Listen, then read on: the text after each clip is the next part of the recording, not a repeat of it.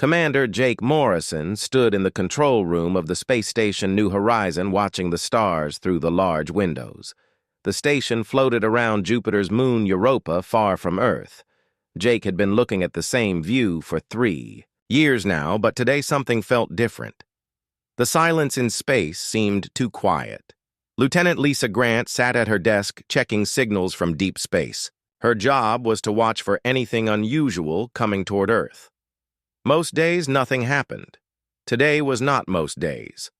A strange beeping sound came from her computer.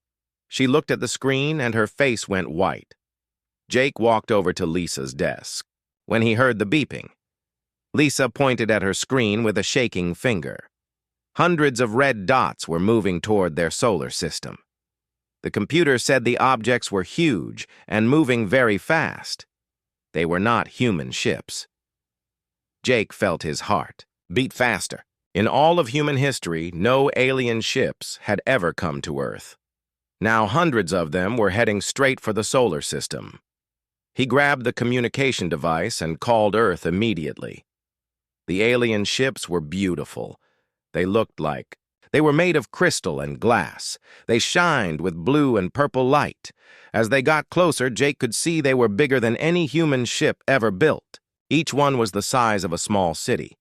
The lead alien ship sent a signal to the space station. Lisa worked quickly to translate the message. The computer struggled with the alien language, but slowly words appeared on the screen.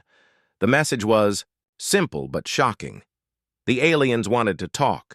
An alien face appeared on the main screen. It looked like a human, but with blue skin and large silver eyes. The alien spoke in a voice that sounded like music. Through the computer translator, the alien said his name was Kethvar, and he came from the Zephyrian Collective. Kethvar told Jake that his people were not invaders. They were refugees running for their lives. He said they had been traveling through space for many months looking for a safe place to hide. Earth was their last hope. Jake found it hard to believe. These aliens had technology far beyond anything humans had ever seen. Why would they need help from Earth? Kethvar seemed to read his thoughts. The alien explained that his people had made enemies of the most powerful force in the galaxy. The Zephyrian told a story that made Jake's blood run cold. There was something called the Galactic Federation made up of 12 alien species. They ruled most of the galaxy with fear and violence. The Federation had a secret plan to kill any species that might become too powerful. They had already destroyed hundreds of worlds. The Zephyrians had discovered this terrible secret when the Federation ordered them to destroy a peaceful alien race called the Mortai. The Zephyrians refused to commit murder. This made them traitors in the eyes of the Federation. Now, the Federation wanted to kill all Zephyrians. Kethvar showed Jake holographic images of destroyed planets. Worlds that had once been full of life were now nothing but burned rocks floating in space. The Federation had weapons that could destroy entire solar systems. They had used these weapons many times before. Captain Roy Sullivan of the Earth Defense Force arrived at the space station within hours. He was a careful man who did not trust easily. Roy thought the aliens might be lying to trick humanity into some kind of trap. He questioned Kethvar for hours, trying to find holes in his story. Dr. Helen Baker also came to the station. She was Earth's best expert on alien life, even though she had never seen a real alien before today. Helen studied the evidence the Zephyrians brought with them. The proof was overwhelming. The Federation had indeed destroyed hundreds of civilizations. The most frightening discovery came when Helen found a Federation document that mentioned Earth. Humans were listed as target number 7 on something called the Elimination Schedule. The Federation planned to destroy Earth within the next 50 years. They thought humans were becoming too dangerous to leave alive. Jake realized that Earth's location far from the center of the galaxy had not protected humanity. It had only delayed the inevitable. The Federation knew about Earth, and they were planning to destroy it just like they had destroyed so many other worlds. The Zephyrian ships carried more than just soldiers. They had millions of civilians, including children and elderly aliens. These were the last survivors of their species. Their home world had been destroyed by the Federation 3 months ago. Most of their people were already dead. Kethavar showed Jake images of Zephyrian families living in the ships. They looked tired and afraid. The children asked their parents when they could go home again. The parents could not answer because there was no home to return to. President Amanda Cross called an emergency meeting of all world leaders. The news about the Zephyrians and the Federation spread quickly around Earth. Some people wanted to help the alien refugees. Others were afraid that helping them would bring the Federation's anger down on humanity. Jake stood in the observation deck watching the Zephyrian fleet. The crystal ships floated peacefully near the space station. Inside those ships were millions of beings who had lost everything. They had come to Earth not as conquerors, but as people asking for help. The communication device beeped again. This time the message came from Earth. President Cross had made her decision. She told Jake to invite the Zephyrian leaders to come to Earth for formal talks. Humanity would listen to their request for sanctuary. As Jake prepared to send the invitation to Kethavar, he wondered if this was the beginning of a new age for humanity. Earth was about to become involved in a galactic war whether they wanted to or not. The Federation would not ignore human interference in their plans. Soon, humanity might be fighting for its very survival against enemies they had never imagined could exist. The United Nations building in New York had never seen anything like this emergency meeting. Representatives from every country on Earth gathered in the main assembly hall. President Amanda Cross stood at the podium looking out at faces filled with fear and confusion. She was about to tell the world that humanity was not alone in the universe and that they were all in terrible danger. Secretary General Carlos Martinez tried to keep order as the president began her speech. She explained about the Zephyrian refugees and their warning about the Galactic Federation. Many of the world leaders did not believe what they were hearing. Some thought it was an elaborate hoax or a trick by enemy nations. Prime Minister Victoria Hayes of the European Federation stood up and demanded immediate action. She said that if the threat was real, then Earth needed to start building weapons and defenses right away. Every day they waited made them weaker compared to their enemies. President Leeway of the Asian Alliance disagreed strongly. He argued that humanity should not trust these aliens so quickly. Maybe the Zephyrians were the real enemies, and this was all part of an invasion plan. He wanted to send the aliens away before they brought trouble to Earth. While the politicians argued Dr. Helen Baker worked day and night with a Zephyrian scientist named Velthara. Together, they studied more Federation records that the refugees had brought with them. What they found made both of them sick with horror. The Federation's plan was called the Cosmic Cleansing Protocol. For over 1,000 years, they had been systematically murdering entire civilizations. The records showed the names of over 200 species that had been completely destroyed. Each extinction had been made to look like an accident or natural disaster. Helen read about the Kristani people who had been wiped out by an artificial plague. The Vorthak civilization had been destroyed when the Federation caused their sun to explode. The peaceful Nalari had been eliminated by robots that hunted down every single member of their species. The list went on and on.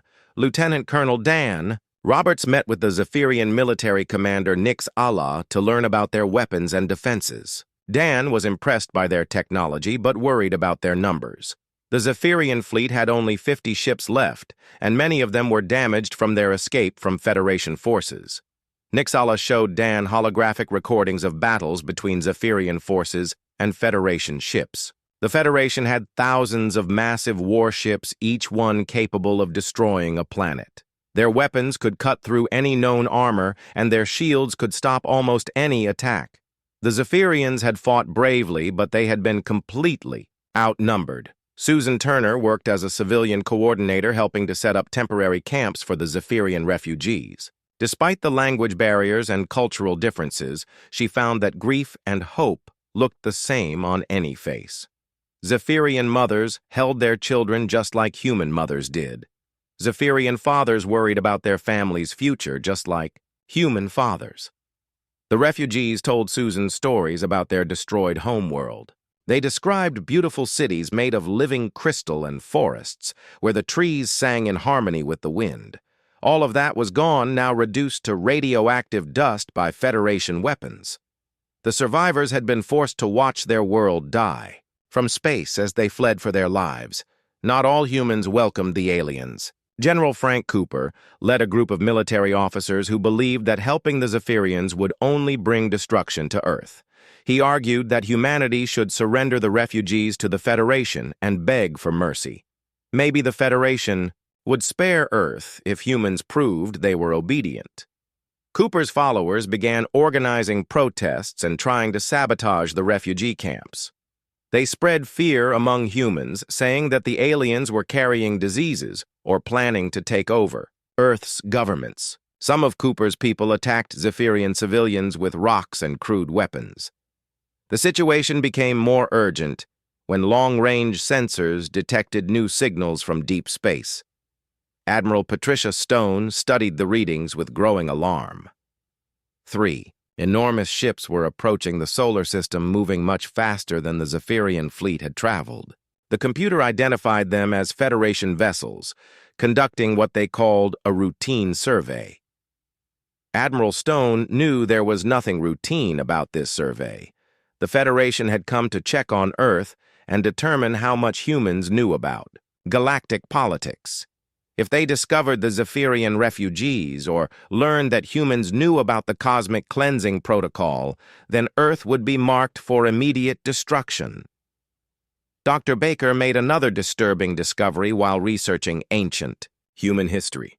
She found descriptions in old Sumerian texts that perfectly matched Federation starships.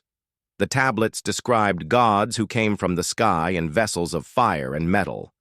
The descriptions were too accurate to be coincidence. This meant the Federation had been watching Earth for thousands of years. They had probably been studying human development and waiting for the right time to eliminate the threat that humanity represented. Earth's isolation had never been protection. It had been a laboratory where humans were allowed to grow until they became dangerous enough to require destruction. Helen shared her findings with the other scientists and military leaders. The implications were terrifying. The Federation knew everything about human technology, culture, and psychology. They had been planning Earth's destruction for centuries, and they would be prepared for any defense humanity might attempt. President Cross called another emergency session as the Federation ships got closer to Earth. She had to decide whether to try hiding the Zephyrian refugees or to openly declare that humanity would protect them. Either choice could lead to war, but hiding them might buy more time to prepare defenses. The Zephyrian children did not understand the danger they were in. They played games with human children in the refugee camps, laughing and running around, just like kids anywhere in the universe. Their innocence made the adults more determined to protect them from the Federation's evil plans. Kethvar met privately with President Cross to discuss options for defending Earth. He explained that the Federation always gave their targets one chance to surrender before attacking. If Earth refused to hand over the refugees, then the Federation would send their full military force to destroy both species. As the Federation's scout ships entered the outer edges of the solar system, both humans and Zephyrians watched the sky with growing fear. The next few days would determine whether Earth would become another entry in the Federation's list of destroyed worlds, or whether humanity would find a way to fight back against impossible odds. The weight of the truth pressed down on everyone who knew it. Earth was not just facing invasion or conquest.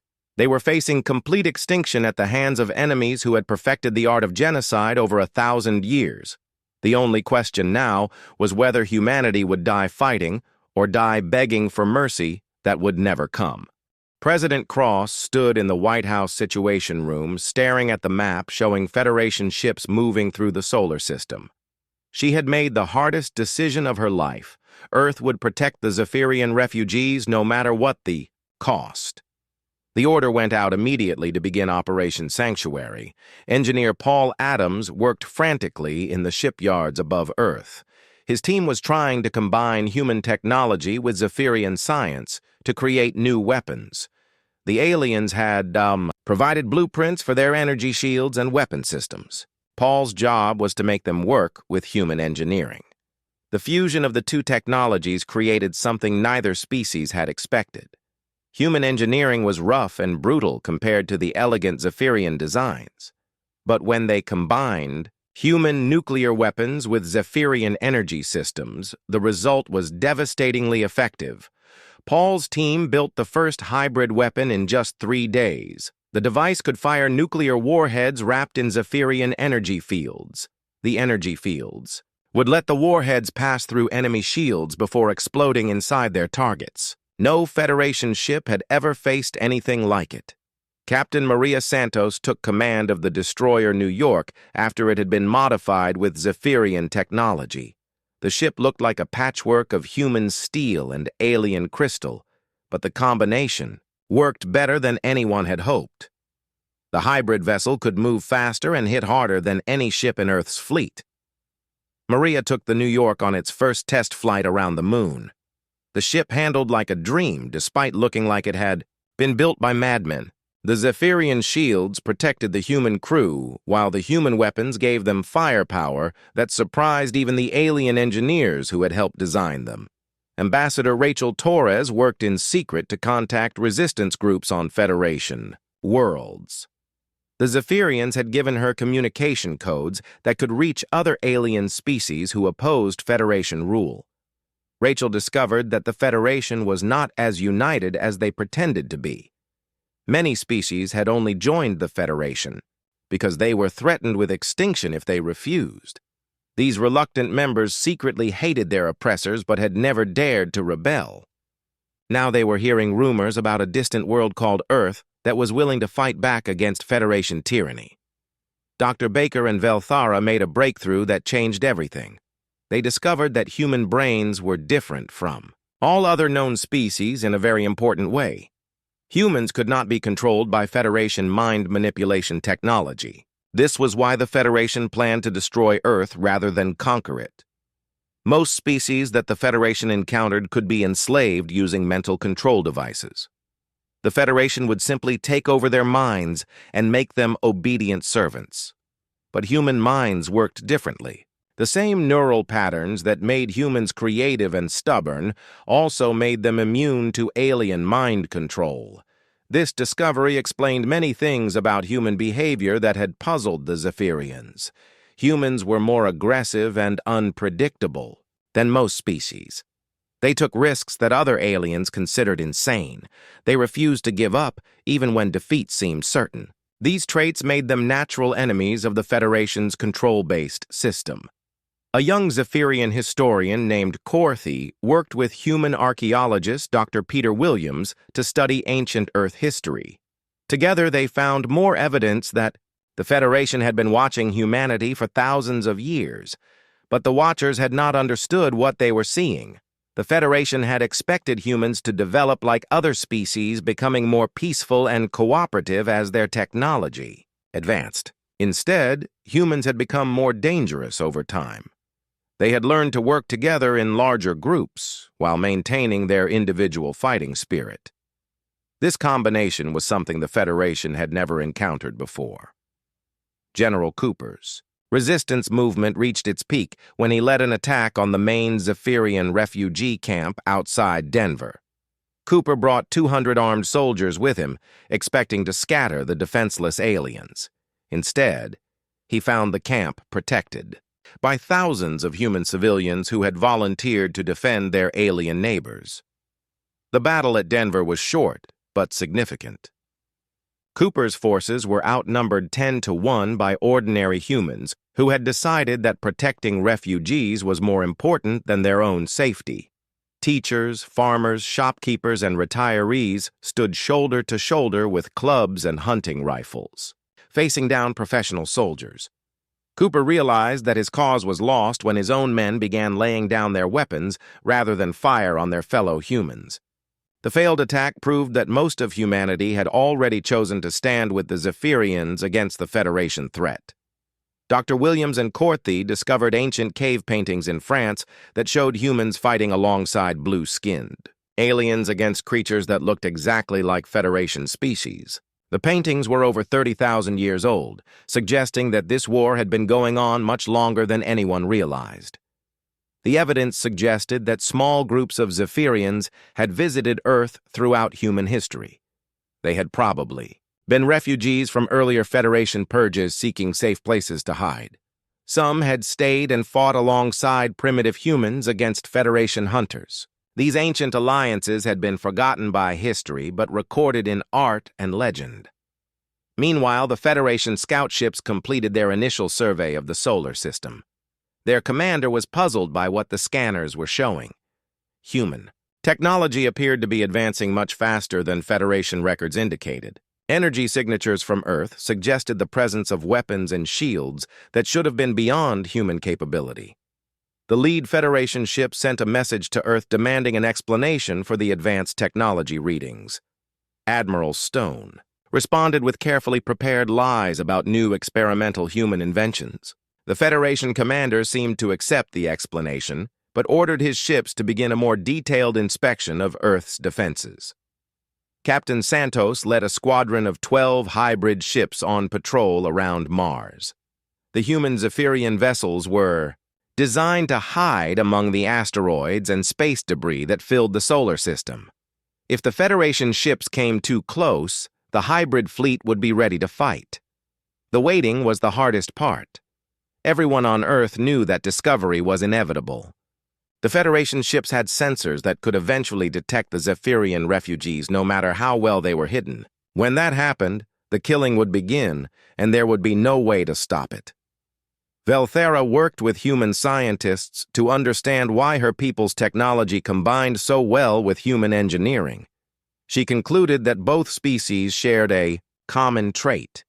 They refused to accept limitations imposed by others. Zephyrians had developed elegant solutions to complex problems, while humans had learned to brute force their way through any obstacle. The alliance between humans and Zephyrians was becoming something greater than either species had achieved alone.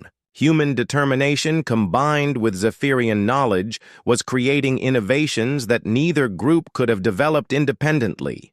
They were becoming something new and dangerous to the established order of the galaxy. As the Federation ships moved closer to Earth, both species prepared for the revelation that would change everything. Soon the secret would be out, and the war would begin. But this time, the Federation would face an enemy unlike any they had encountered before. This time, they would face humanity. Commander Zethkon of the Serpentine Sali species led the Federation scout fleet from his command ship, the Dark Judgment.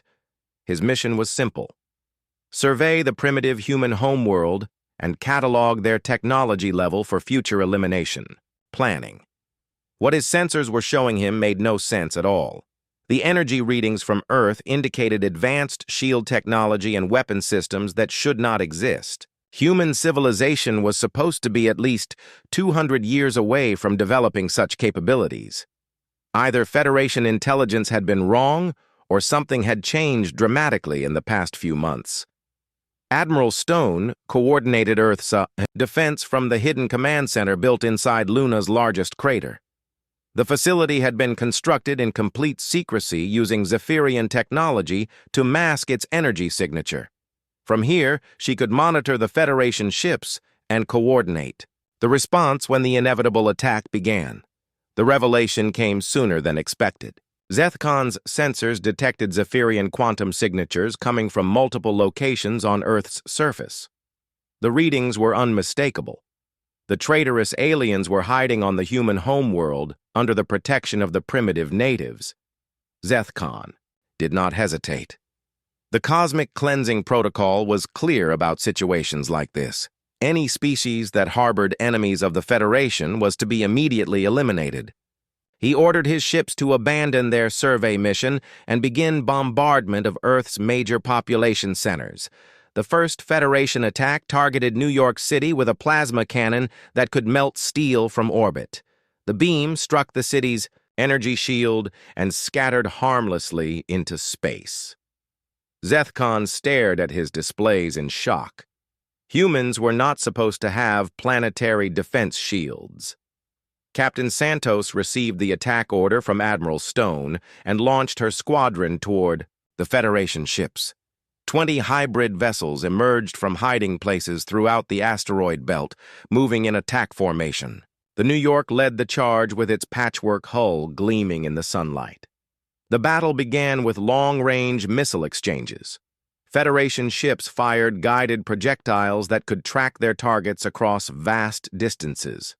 The human ships responded, with nuclear warheads wrapped in Zephyrian energy fields that could penetrate any known shield system. Zethkon watched in amazement as human weapons punched through his ship's defenses like they were made of paper. The Federation had never encountered weapons that combined such primitive explosive force with such advanced delivery systems. 3 of his escort vessels were destroyed in the first exchange. Lieutenant Commander Gary Walsh piloted his fighter, Craft Liberty, in a desperate attack run against the Federation flagship. His small ship was loaded with every explosive device the engineers could fit into its cargo bay. Nuclear warheads, Zephyrian quantum bombs, and even old-fashioned chemical explosives filled every available space. Gary knew he would not survive the mission, but he also knew his sacrifice could save millions of lives on Earth. The Liberty streaked toward the Dark Judgment, dodging defensive fire from dozens of automated gun turrets. Gary smiled as he armed all his weapons at once and flew straight into the enemy ship's main reactor. The explosion lit up space like a second sun. The Dark Judgment's shields collapsed and its hull cracked open like an egg. The mighty Federation flagship began tumbling helplessly through space-bleeding atmosphere and debris. Zethkon barely escaped in a life pod before his command center was destroyed. Captain Santos led her remaining ships in a coordinated attack on the surviving Federation vessels. Human tactics were unlike anything the enemy had faced before. Instead of maintaining careful formations, the human ships fought like wild animals, attacking from every direction at once. The Federation crews had been trained to fight disciplined battles against opponents who followed predictable patterns. Humans did not follow any patterns at all. They took insane risks, made impossible maneuvers, and seemed willing to destroy themselves if it meant taking enemies with them. On Earth's surface, Dr. Baker coordinated with resistance cells on Federation worlds, using the Zephyrian communication network. Her message was simple but devastating. She broadcast the truth about the cosmic cleansing protocol to every inhabited planet in the galaxy. The evidence was overwhelming and impossible to deny. The revelation spread across the galaxy like wildfire. Species that had lived under Federation rule for centuries suddenly learned that their protectors were actually their executioners. Rebellions erupted on dozens of worlds as oppressed populations realized they had nothing left to lose. Zephyrian Commander Nix-Allah led a desperate assault on Luna to prevent Federation reinforcements from establishing a foothold there. Her troops fought alongside human Marines led by Sergeant Tony Clark in the brutal underground tunnels that honeycombed the moon's surface. The fighting on Luna was savage and personal. Federation soldiers were used to conquering helpless civilians, not fighting determined warriors in close-quarters combat. Human Marines used improvised explosives and hand-to-hand fighting techniques that horrified their alien enemies. Sergeant Clark's unit held the main reactor chamber against waves of Federation assault troops. When their ammunition ran out, they fought with knives and tools and their bare hands. The human soldiers seemed to get stronger as the battle got more desperate, while their enemies began to panic and retreat. The emotional climax of the battle came when young Korthi saved a human. School from Federation bombers. The Zephyrian historian was visiting the facility when the attack began. Without thinking, he activated his personal shield generator and expanded it to cover the entire building. Korthy held the shield steady as Federation bombs exploded all around the school.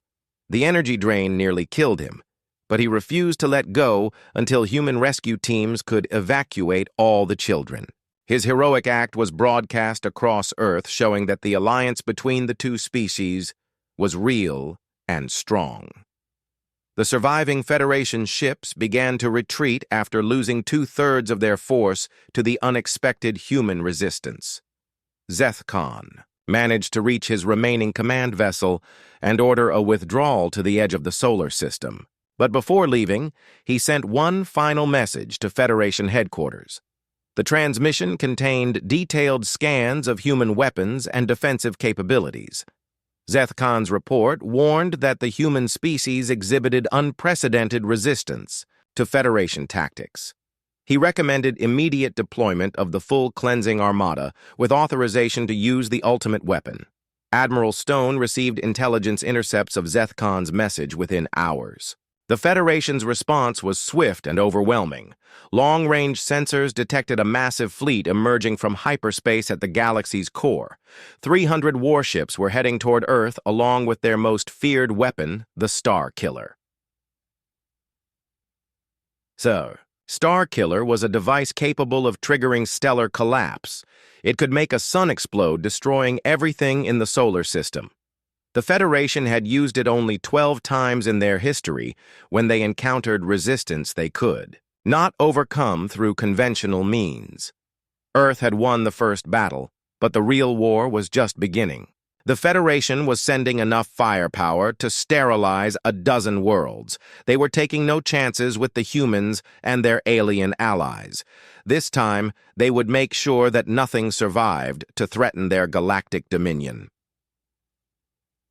Captain Santos looked out at the wreckage of Federation ships floating in space around her damaged vessel. They had proven that humans could fight and win against superior technology. But the enemy's reinforcements would arrive within weeks, and there would be hundreds of them. The next battle would determine whether freedom or tyranny ruled the galaxy. High Admiral Vexator of the Hegemony stood on the bridge of his flagship Divine Supremacy, watching the blue-green planet grow larger on the main screen. Earth looked so small and peaceful from space. It was hard to believe that this insignificant world had dared to defy the Federation's authority and harbor traitors. The Cleansing Armada was the largest military force the Federation had assembled in over 2 centuries. 300 massive warships surrounded the Divine Supremacy, each one capable of reducing a planet to molten slag. At the center of the formation floated the Star Killer, a weapon that could destroy entire solar systems. Vexator had personally overseen the extermination of 47 civilizations during his long career. He took pride in his efficiency and thoroughness. No world that faced the Cleansing Armada had ever survived.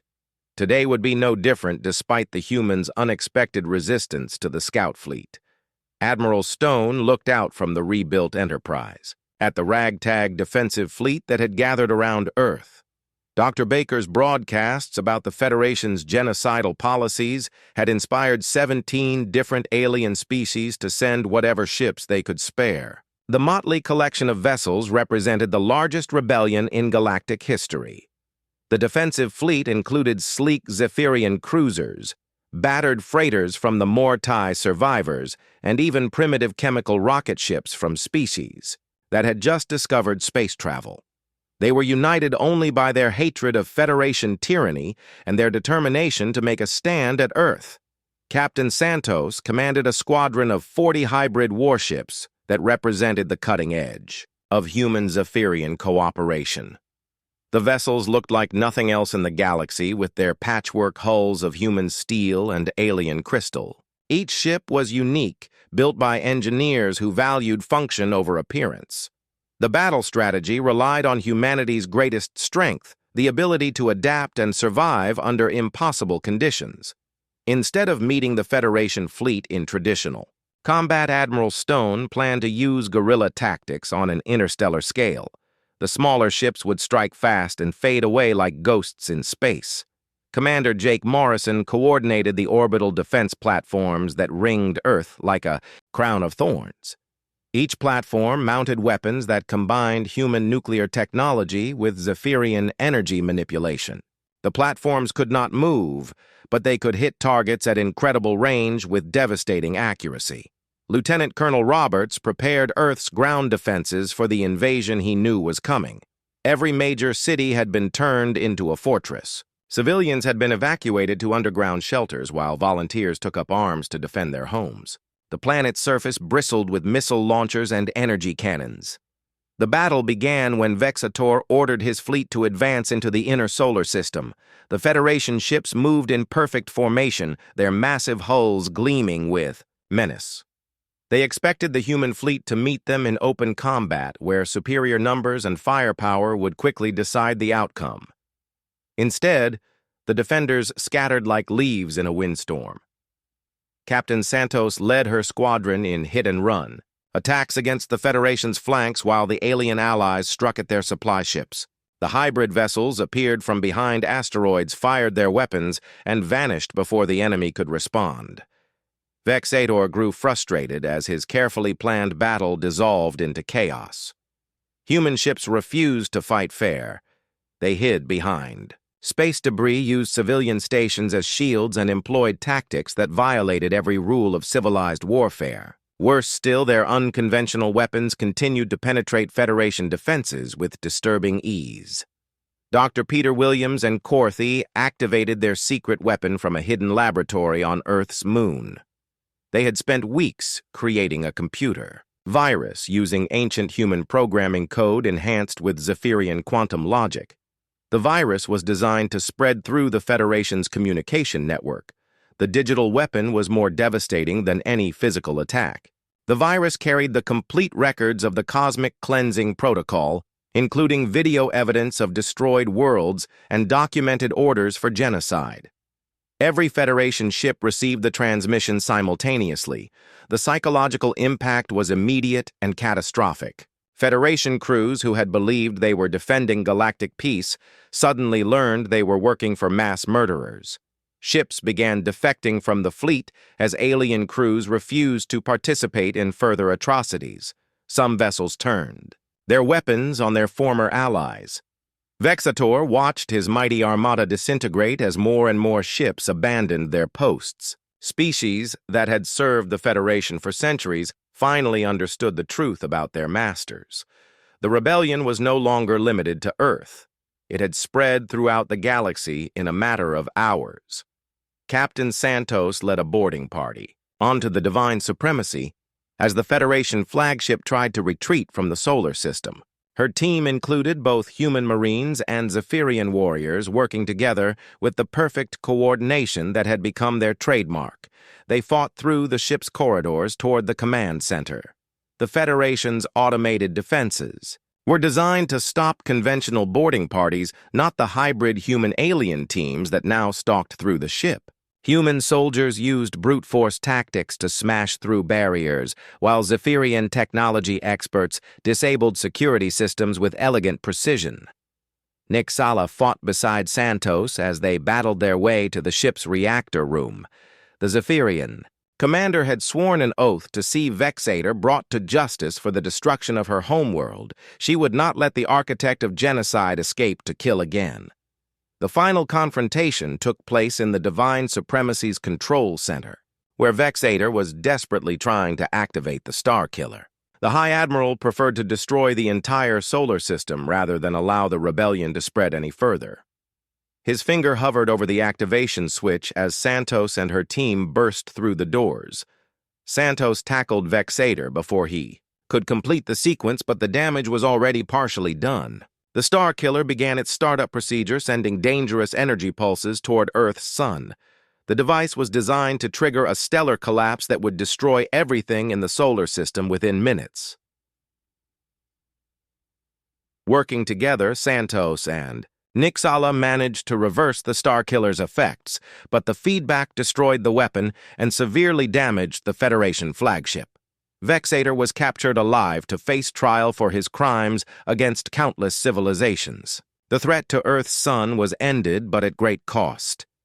The remaining Federation forces retreated in disorder as their command structure collapsed completely. Ships that had terrorized the galaxy for centuries fled in panic as their crews faced justice from the species they had oppressed. The age of Federation dominance was ending.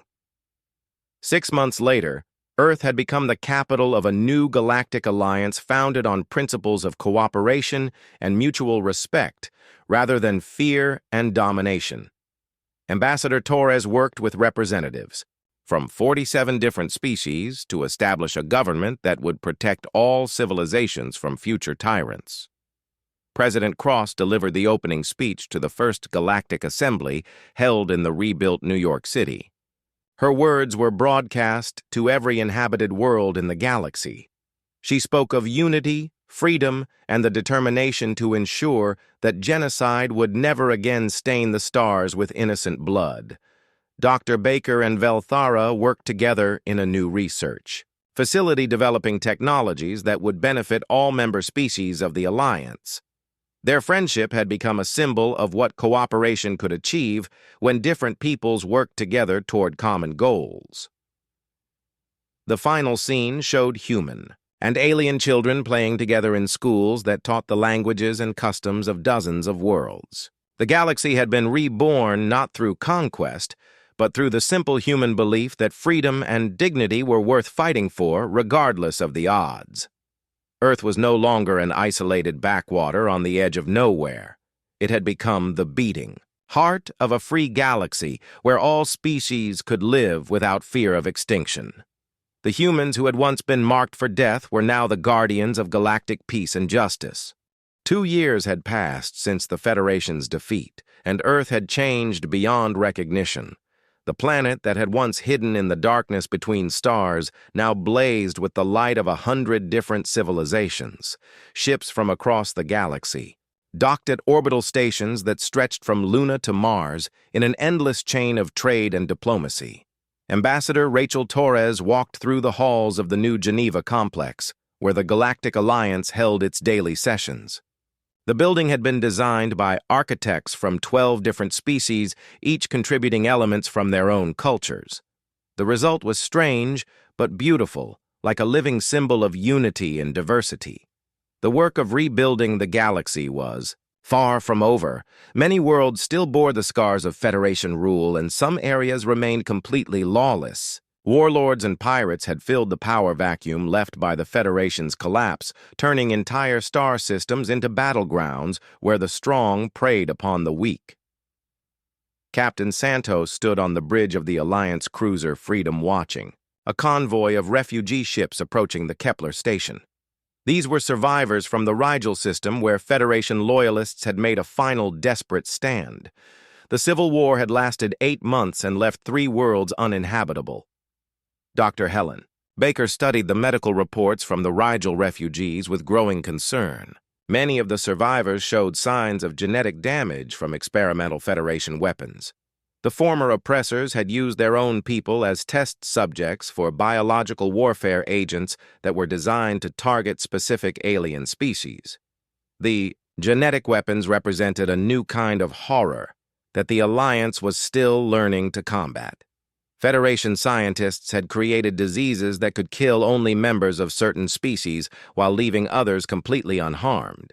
Entire populations had been wiped out by plagues that were invisible to their neighbors. Commander Jake Morrison worked with Zephyrian engineer Velthara to design new detection systems for the genetic weapons. The devices could identify artificial plagues before they spread, but the technology was expensive and difficult to manufacture. Many worlds simply could not afford the protection they needed. The political situation remained fragile despite the Alliance's military victories. Some species wanted revenge against their former oppressors, while others called for forgiveness and reconciliation. The debates in the Galactic Assembly often turned heated as old wounds were reopened by careless words. President Cross met with Mortai leader Shendar to discuss the situation on the former Federation homeworld. The hegemony species that had founded the Federation were now themselves facing extinction as angry mobs hunted them through the streets of their own cities. The cycle of violence seemed impossible to break. Lieutenant Colonel Roberts led a peacekeeping mission to the Vega colonies where human refugees from the frontier wars were clashing with native Altarian settlers. Both groups had legitimate claims to the same territory, and both had suffered terrible losses in recent conflicts. Finding a solution would require wisdom that Roberts was not sure he possessed. The Alliance fleet patrolled the galaxy's trade routes, trying to protect merchant vessels from the pirate gangs that had multiplied since the Federation's fall. Every convoy required armed escort, and even then attacks were common. The pirates had access to abandoned Federation weapons that made them extremely dangerous. Corthy had become the Alliance's chief historian tasked with documenting the true scope of Federation crimes. His investigation had uncovered evidence of atrocities spanning thousands of years. The numbers were so large they lost all meaning. How could anyone comprehend the murder of trillions of sentient beings? Susan Turner managed the vast refugee camps that had sprung up around Earth and other safe worlds. Millions of displaced beings needed food, shelter, medical care, and hope for the future. The logistics were overwhelming, and resources were always running short. Every day brought new crises that tested her resolve. The discovery of the Federation's secret archive on Proxima Station revealed the full extent of their genetic manipulation programs. For centuries, they had been altering conquered species to make them more docile and dependent. Entire civilizations had been turned into biological slaves without even knowing it. Dr. Peter Williams worked with Alliance scientists to develop treatments for the genetic conditioning that affected millions of former Federation subjects. The process was delicate and dangerous. Removing the mental blocks and behavioral modifications could drive patients insane or kill them outright if done incorrectly. Captain Maria Santos received a distress call from the edge of Alliance space where a Federation remnant fleet had attacked a peaceful research station. The enemy ships were using cloaking technology that made them nearly invisible to conventional sensors. The Alliance would need new tactics to deal with this threat. The research station's survivors told horrible stories about the attack. The Federation remnants were not interested in conquest or territory. They seemed driven by pure hatred and a desire to cause as much suffering as possible before they were finally destroyed. They had become monsters feeding on pain and fear. Admiral Stone coordinated the Alliance response from her headquarters on Titan. Intelligence reports indicated that several Federation remnant groups were working together despite their traditional rivalry.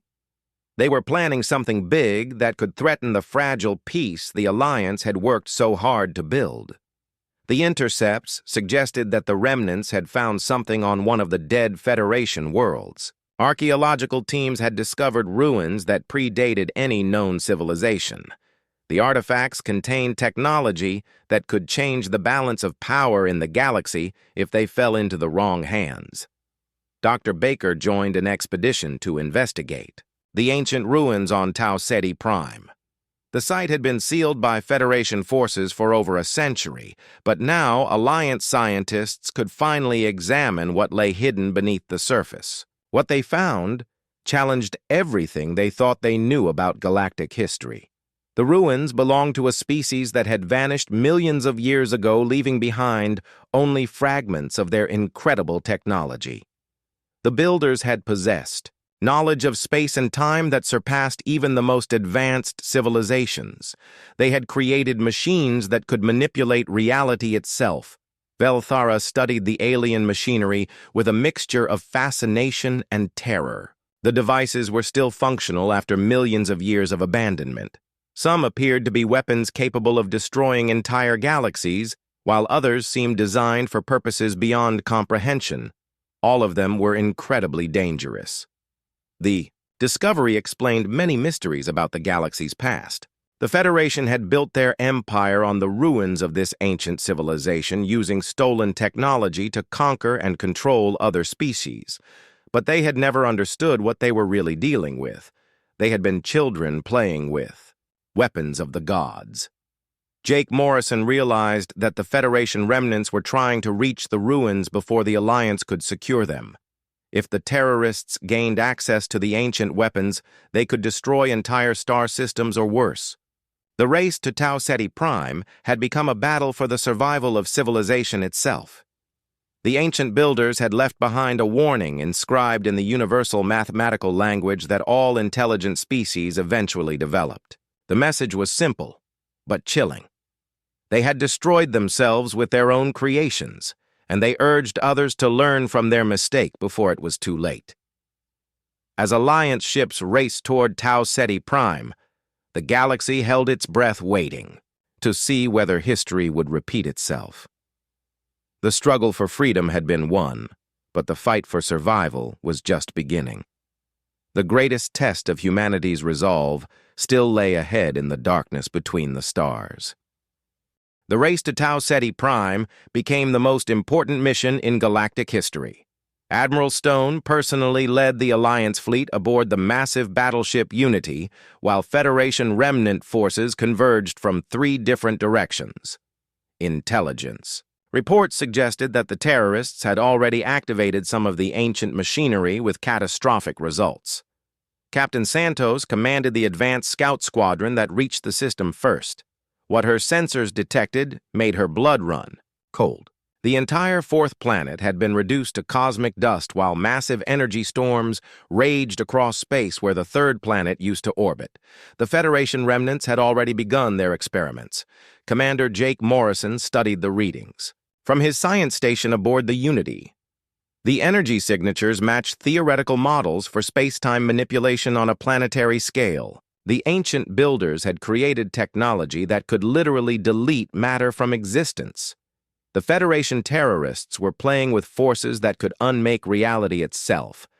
Dr. Helen Baker worked frantically to understand the alien technology. Before more disasters occurred, the artifacts responded to mental commands, but only from beings with specific genetic markers. The builders had designed their machines to work with their own unique brain chemistry. Any other species that tried to use them risked triggering unpredictable reactions. The Federation remnants had discovered this fact through terrible trial and error.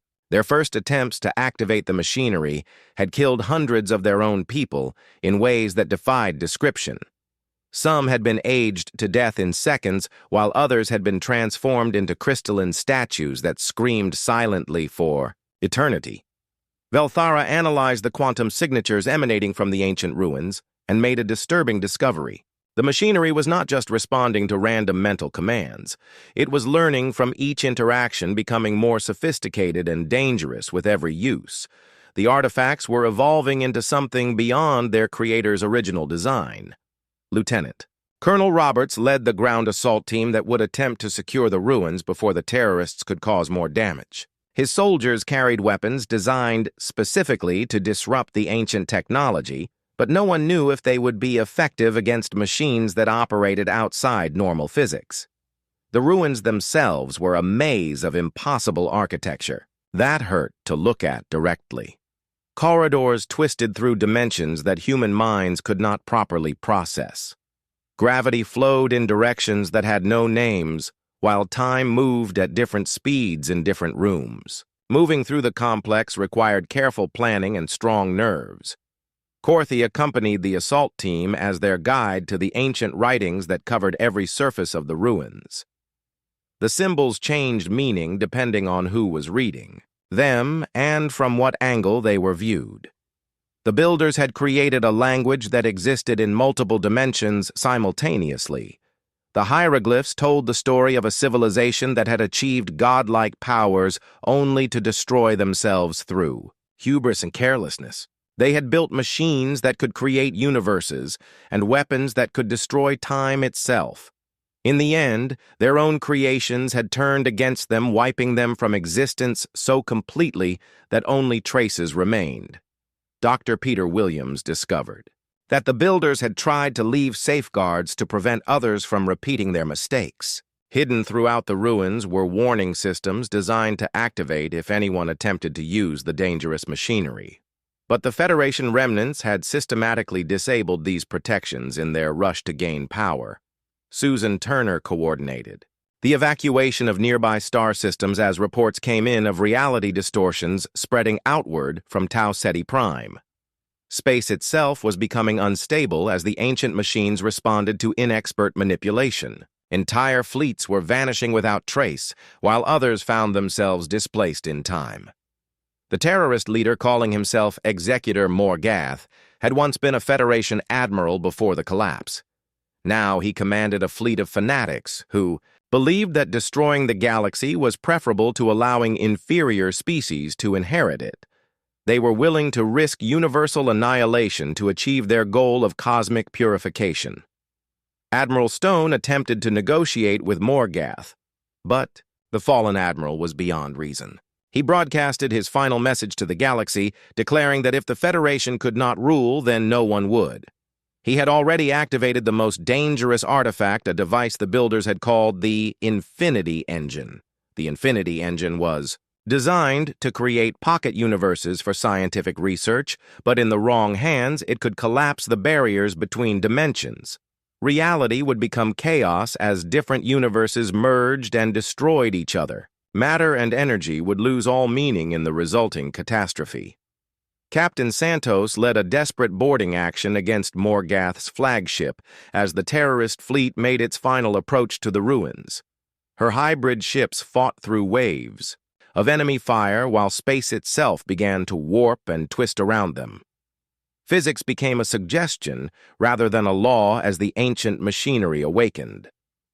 The battle inside the ruins was unlike anything in military history. Federation remnant troops fought Alliance soldiers in corridors where bullets could travel backward in time and explosions could happen before the weapons that caused them were fired. Reality had become a weapon that both sides struggled to control. Roberts and his team fought their way to the central chamber where the Infinity Engine was housed. The machine was already active, sending pulses of raw creation through the fabric of space. Each pulse brought new horrors into existence, while erasing others from reality entirely. The universe was being rewritten with every heartbeat. Korthi found the builder's final message carved into the walls of the innermost sanctuary. The ancient race had realized their mistake too late to save themselves, but they had hidden one. Last gift for future civilizations. A shutdown sequence that could stop the Infinity Engine, but only at the cost of whoever activated it. Dr. Baker studied the shutdown procedure and realized what it would require. The person who initiated the sequence would need to interface directly with the machine, linking their consciousness to its quantum matrix. The mental strain would be fatal, but it was the only way to prevent universal collapse. Velthara volunteered for the suicide mission without hesitation. She had lost her homeworld to Federation cruelty and watched her people become refugees in their own galaxy. If her death could save countless other civilizations, then she would make that sacrifice gladly. Her friends tried to stop her, but she had already made her choice. The Zephyrian scientist walked calmly to the Infinity Engine while reality convulsed around her. She placed her hands on the control surfaces and felt the machine's alien intelligence touch her mind. For a moment, she experienced the universe as the builders had seen it in all its terrible beauty and infinite complexity. Velthara initiated the shutdown sequence as her nervous system burned out from the massive data flow. The Infinity Engine's howl of protest echoed across dimensions as its power was gradually contained and redirected. The reality distortions began to stabilize as the machine reluctantly accepted its chains. Morgath screamed in rage as his plans crumbled around him. The Infinity Engine was shutting down, taking his dreams of universal destruction with it. In his fury, he activated his ship's self-destruct system, hoping to damage the ruins enough to prevent anyone else from using the ancient technology. The explosion was visible from orbit as Morgath's flagship vaporized in a burst of antimatter fire. The blast sent shockwaves through the already unstable ruins, causing massive structural damage. Ancient machinery that had operated for millions of years finally began to fail as critical systems overloaded. As the dust settled, Alliance forces secured what remained of the ruins while emergency teams searched for survivors.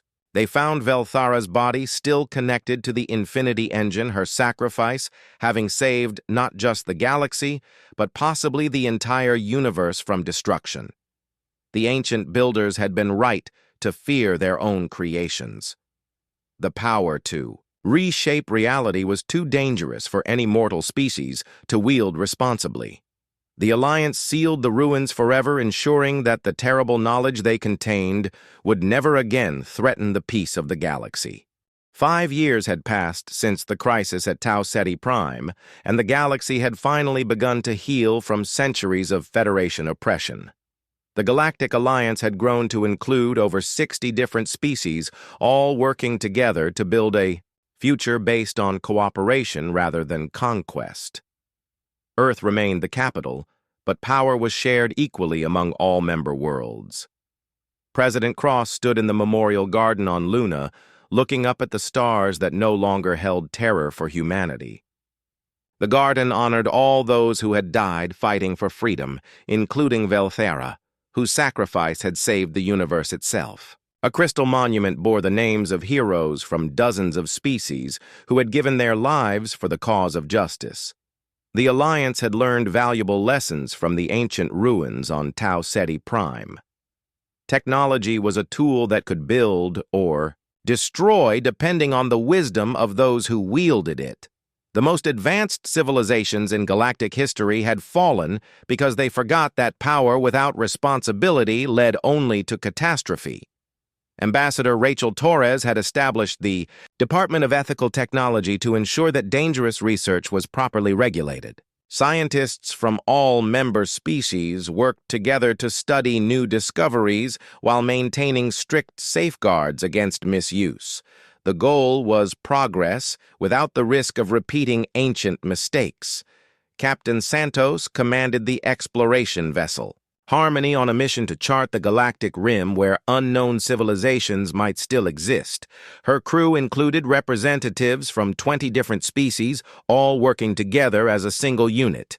The old prejudices and fears were slowly being replaced by curiosity and friendship.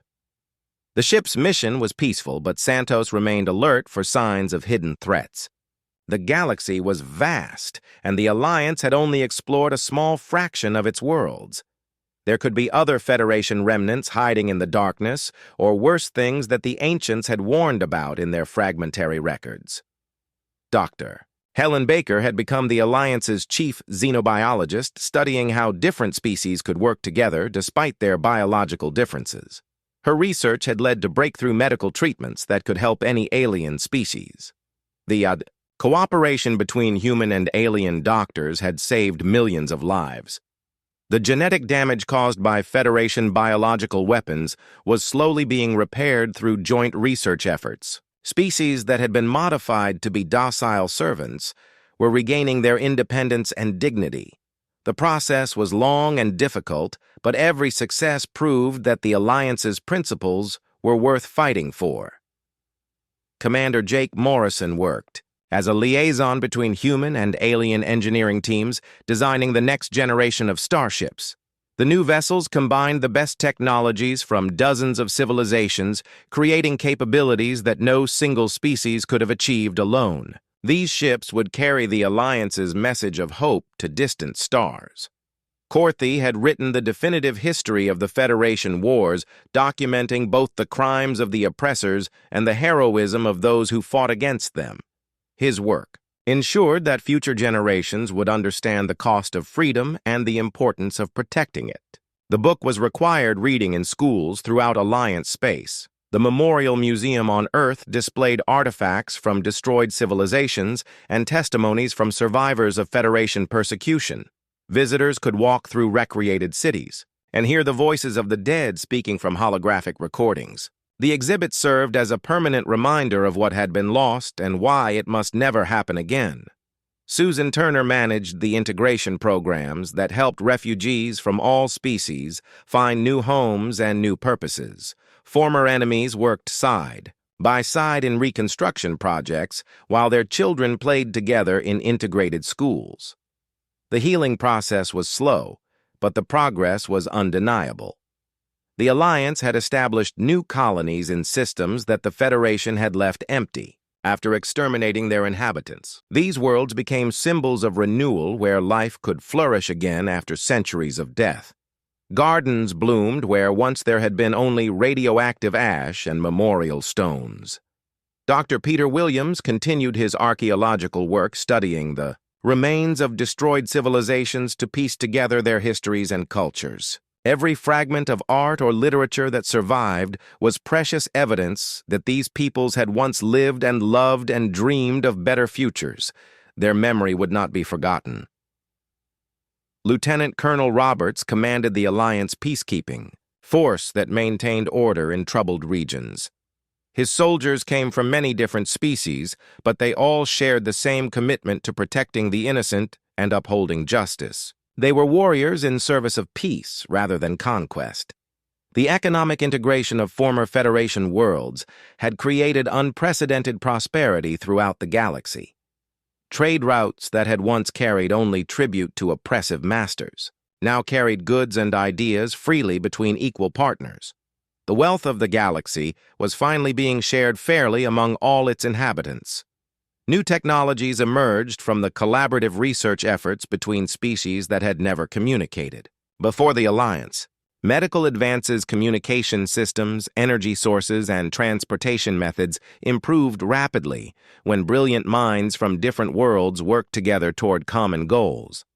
The Alliance had also learned to be cautious about rapid expansion. Not every species was ready for membership, and some required time to recover from Federation rule before they could participate fully. The invitation to join remained open, but potential members had to demonstrate their commitment to Alliance principles. Educational exchanges between worlds had created a generation of young beings who thought of themselves as galactic citizens, rather than members of isolated species. These children would inherit a universe where cooperation was normal and war was considered an ancient barbarism. The justice tribunals had finished their work prosecuting Federation war criminals and those who had committed atrocities during the collapse. The trials had been difficult, but necessary to establish that no one was above the law, regardless of their species or former position. Justice had been served, but mercy had also been shown to those who genuinely repented. Admiral Stone looked out from the bridge of the massive Alliance flagship New Dawn as it patrolled the borders of known space. The ship was a monument to everything the Alliance represented, with its crew drawn from 40 different worlds working together in perfect harmony. It was proof that former enemies could become family.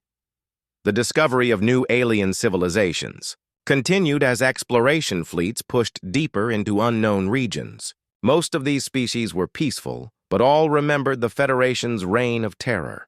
The Alliance ambassadors worked patiently to demonstrate that the new galactic order was different from the old tyranny. Captain Maria Santos received word that her daughter had been accepted into the Alliance Naval Academy, where she would train alongside young beings from across the galaxy.